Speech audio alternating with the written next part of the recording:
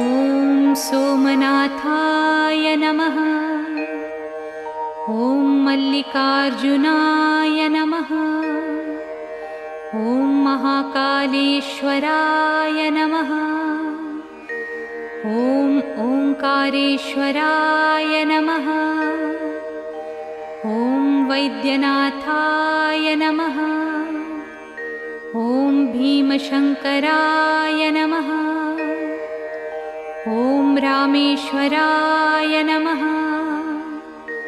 ॐ नागेश्वराय नमः। ॐ विश्वेश्वराय नमः। ॐ त्र्यम्बकेश्वराय नमः। ॐ केदारेश्वराय नमः। ॐ भुस्मेश्वराय नमः।